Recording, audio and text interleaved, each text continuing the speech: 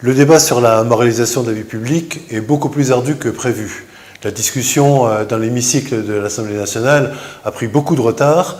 Rien moins que 900 amendements ont été déposés sur des sujets comme centraux, sur des sujets comme les règles de transparence sur les indemnités des parlementaires ou les emplois familiaux et leur éventuelle interdiction, ou la fameuse réserve parlementaire, cette somme d'argent allouée aux parlementaires, sénateurs et députés, dont ces derniers pouvaient user d'une façon discrétionnaire. Certains diraient arbitraire.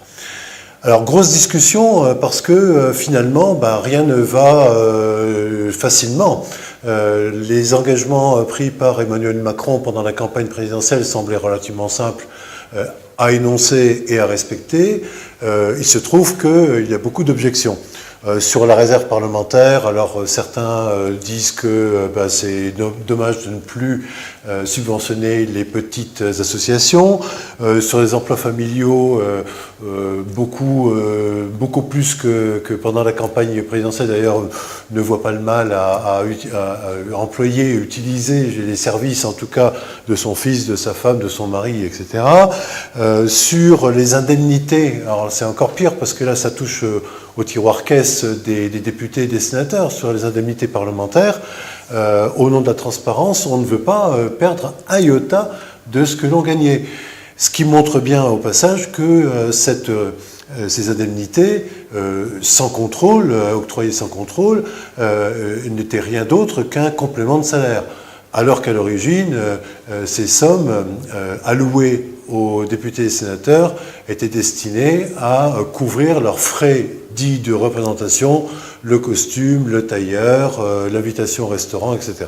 Bon, donc rien n'est simple, et pour ceux ou celles qui auraient encore des doutes sur la nécessité de faire un peu plus de transparence dans tout ce dispositif, je vais rappeler un exemple qui est un exemple local. L'exemple local, c'est celui de Gélita Waro, sénatrice de La Réunion. Il y a quelque temps de cela, elle n'était pas sénatrice, elle était suppléante de Paul Vergès, sénateur de La Réunion, donc, qui utilise une part de sa réserve parlementaire pour subventionner une association qui s'appelle Pôle Enfance Autiste ou Belle Enfance Autiste, dont la présidente n'était personne d'autre que Gélita Waro. Bon. Deuxième épisode concernant toujours Gélita Waro, c'est le fait qu'elle emploie sa fille comme assistante parlementaire. À peine élue sénatrice, elle embauche sa fille.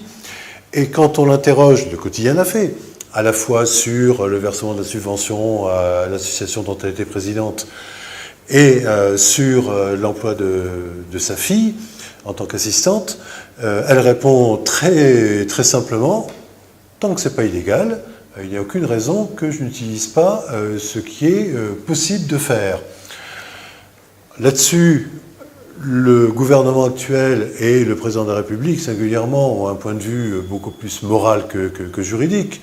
Moral, parce qu'on est dans le contrôle, dans la transparence, dans la chasse au conflit d'intérêts. Alors, pas le conflit d'intérêts au sens stricto sensu juridique, mais dans le conflit d'intérêts, là encore une fois, moral. C'est pas tout à fait normal, pourrait-on dire, d'arroser une association dont on est partie prenante ou d'employer un membre de sa famille que l'on ne va pas forcément rémunérer ou faussement rémunérer, donc ça va être réputé être un emploi fictif. En attendant, l'argent sera dans la poche du parlementaire. Les lois ne sont pas faites pour cela.